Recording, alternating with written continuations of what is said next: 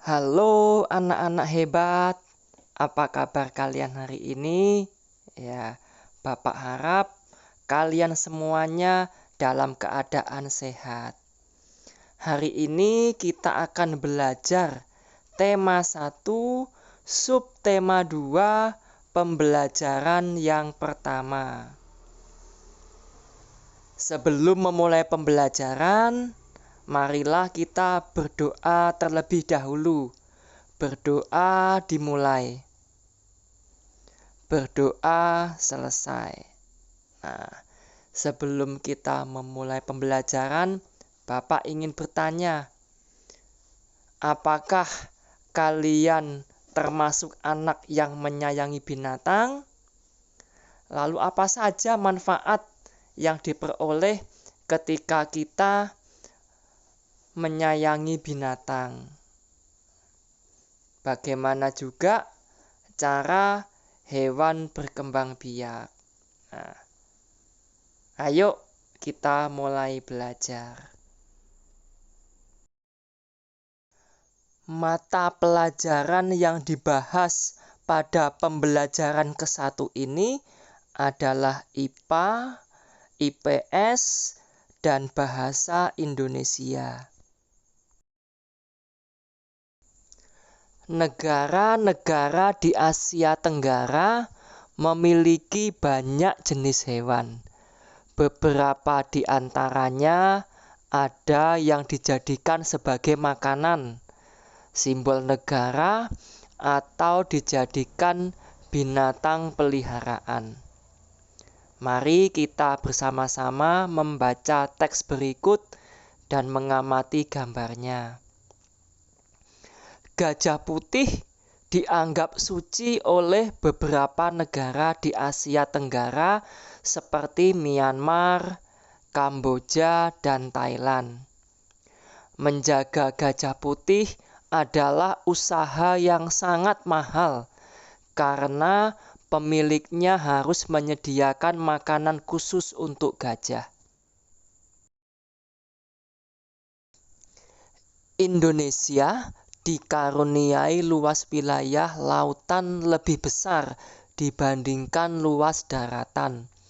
Luas lautan Indonesia mencapai 5,8 juta kilometer persegi. Di dalam lautan Indonesia tersimpan potensi perikanan yang cukup besar. Salah satunya ikan tuna.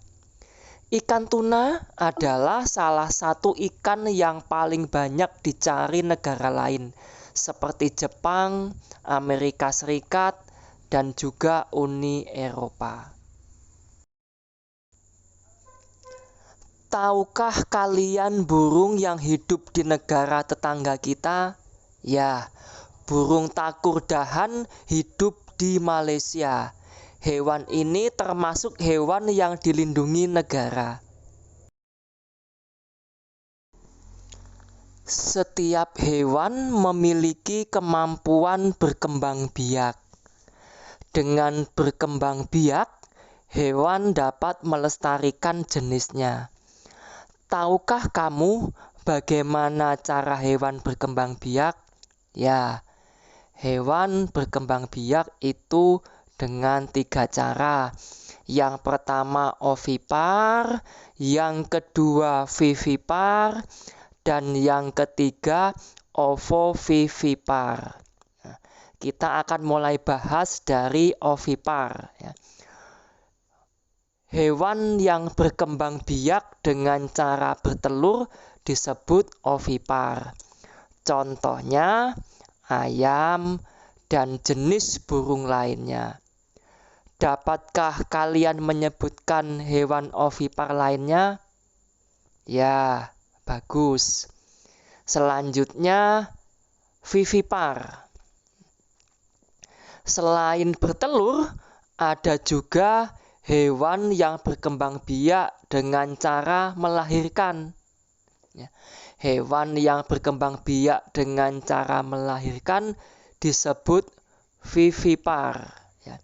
Contohnya itu ada sapi, kucing, dan gajah. Coba, dapatkah kalian menyebutkan hewan vivipar yang lainnya? Ya, bagus. Selanjutnya, kita akan membahas ovovivipar. Ya, ovovivipar adalah hewan yang berkembang biak dengan cara bertelur sekaligus melahirkan. Contohnya adalah ular. Beberapa jenis ular tidak selamanya melahirkan anaknya. Kadang-kadang pada saat mengeluarkan anak-anaknya, masih ada anak ular yang terbungkus dengan cangkang telurnya. Perkembangbiakan seperti ini dikatakan bertelur sekaligus beranak, yaitu ovovivipar. Nah, coba, dapatkah kalian menyebutkan contoh hewan ovovivipar yang lainnya? Ya, bagus. Kita akan belajar lebih banyak mengenai kegiatan ekonomi di kawasan Asia Tenggara terkait dengan kondisi geografisnya. Ya. Potensi ekonomi negara-negara anggota ASEAN. Ya. Kawasan Asia Tenggara itu terletak pada jalur perdagangan dunia. Kawasan ini menjadi jembatan antara kawasan Eropa dan Asia Timur. Oleh karena itu, Asia Tenggara menjadi wilayah persaingan bagi pihak-pihak yang ingin memanfaatkan kedudukan strategis kawasan ini. ASEAN berperan sebagai wadah untuk menghindari persengketaan yang mungkin timbul. Dengan posisi yang strategis ini, setiap negara di kawasan Asia Tenggara memiliki kekayaan sumber daya yang menjadi kekuatan negara. Yang pertama, kita akan membahas negara Brunei Darussalam. Negara ini terkenal dengan kekuatan sumber daya alam berupa minyak bumi dan gas alam. Ya. Brunei menjadi negara di Asia Tenggara yang memiliki pendapatan per kapita tertinggi karena gas alamnya. Selanjutnya adalah Filipina. Filipina adalah sebuah negara kepulauan yang mata pencahariannya sebagian besar penduduknya adalah di bidang pertanian. Filipina berhasil menjadi salah satu negara di dunia yang dapat membangun dan mengembangkan pertaniannya dengan baik. Beberapa produk unggulan hasil pertaniannya diekspor ke berbagai negara seperti nanas, padi, kelapa, dan juga gula. Hasil pertanian ini juga yang menunjang perkembangan ekonomi negara Filipina. Selanjutnya adalah Indonesia. Sebagai negara kepulauan terbesar di kawasan ini, Indonesia memiliki ragam sumber daya alam yang sangat kaya. Banyak hal yang dapat dikembangkan untuk memperkuat perkembangan ekonomi Indonesia. Saat ini, Indonesia mengekspor minyak dan gas bumi, tekstil, dan produk-produk dari kayu. Pertambangan menjadi salah satu pintu masuk para pengusaha mancanegara ke Indonesia. Keindahan alam Indonesia pun merupakan daya tarik yang menjadi sumber devisa negara dari sektor pariwisata.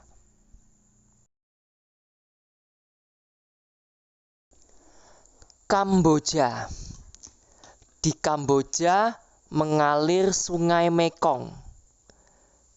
Daerah di sekitar Sungai Mekong merupakan daerah yang subur. Mata pencaharian penduduk Kamboja adalah pertanian. Hasil pertanian Kamboja yang besar adalah padi dan karet. Laos. Laos bertetangga dengan Kamboja. Negara ini dilewati oleh aliran Sungai Mekong. Sama seperti di Kamboja, kegiatan pertanian banyak dilakukan di sepanjang aliran sungai ini. Sebagian besar hasil pertanian dinikmati oleh masyarakat Laos. Malaysia. Kegiatan ekonomi utama penduduk Malaysia adalah di bidang pertanian, pertambangan, dan perindustrian. Perdagangan internasional merupakan salah satu kegiatan ekonomi Malaysia yang mengalami pertumbuhan tercepat. Peralatan elektronik, minyak, dan gas bumi diekspor ke negara lain. Produk dari kayu, minyak sawit, karet, tekstil, sepatu, dan juga bahan-bahan kimia diperdagangkan di dunia internasional. Myanmar. Mata pencaharian utama penduduk Myanmar adalah pertanian, perkebunan, dan pertambangan. Padi merupakan hasil utama dari pertanian di sana. Myanmar merupakan salah satu negara penghasil padi terbesar di Asia Tenggara. Singapura. Singapura merupakan negara paling maju di kawasan ASEAN. Letak Singapura sangat strategis. Saat ini, Singapura menjadi negara transit teramai di Asia. Thailand. Thailand sering disebut sebagai lumbung padi di Asia Tenggara. Padi memang merupakan hasil pertanian terbesar dari negara ini.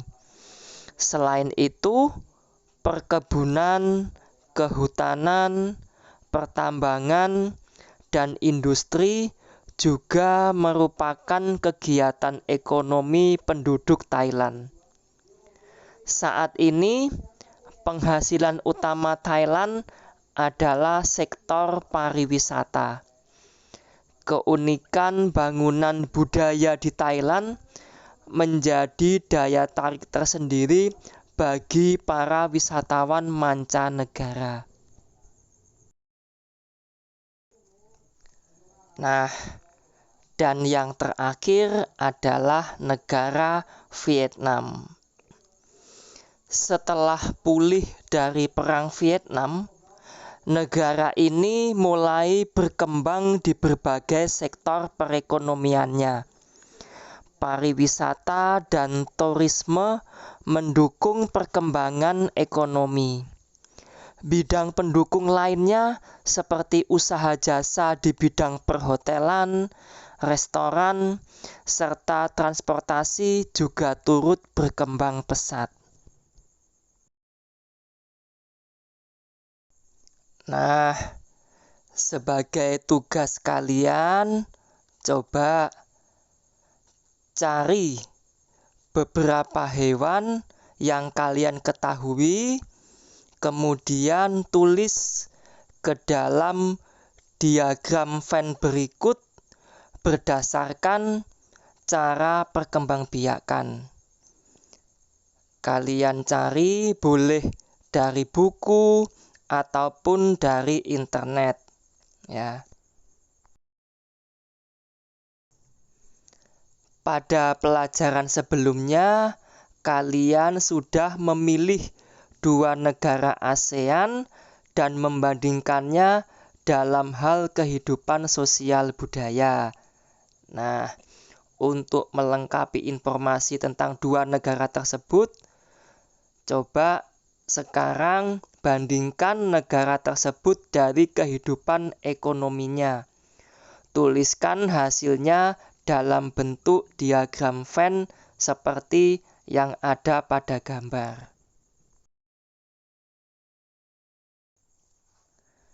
Nah, untuk tugas yang terakhir, silahkan kalian bekerja sama dengan orang tua kalian. Coba amati hewan yang ada di sekitar rumah kalian. Carilah fakta tentang hewan tersebut berdasarkan pengamatanmu. Selain itu, cari tahu bagaimana interaksi dan saling ketergantungan yang terjadi antara hewan tersebut dengan manusia di sekitarnya. Coba diskusikan hasil pengamatanmu dengan orang tua. Untuk tugas kerjasama dengan orang tua, boleh dikirim dalam bentuk laporan, juga boleh dibuat dalam bentuk video pendek. Silahkan kalian pilih sesuai dengan apa yang kalian suka.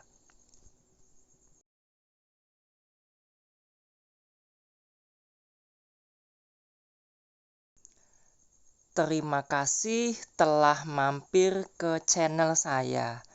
Jika bermanfaat, silahkan like, share, dan subscribe untuk membuat saya lebih bersemangat lagi dalam membuat video pembelajaran. Terima kasih.